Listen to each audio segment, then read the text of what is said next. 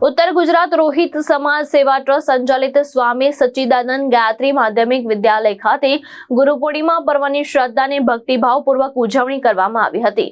કાર્યક્રમમાં વિદ્યાર્થીઓને ભારતીય સંસ્કૃતિમાં ગુરુ શિષ્ય પરંપરાના મહત્વ અંગે માર્ગદર્શન આપવામાં આવ્યું હતું। કાર્યક્રમની શરૂઆત દીપ પ્રાગટ્ય અને ગુરુવંદનાથી કરવામાં આવી। વિદ્યાર્થીઓએ ગુરુવંદના, પ્રેરણાદાયી વક્તવ્યો અને વિવિધ સાંસ્કૃતિક કાર્યક્રમો રજૂ કર્યા હતા।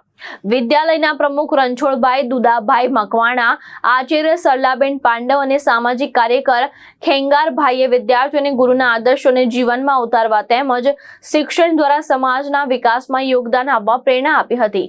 શિક્ષકો, કર્મચારીઓ અને વિદ્યાર્થીઓના સહયોગથી સમગ્ર કાર્યક્રમ સફળતાપૂર્વક સંપન્ન થયો હતો।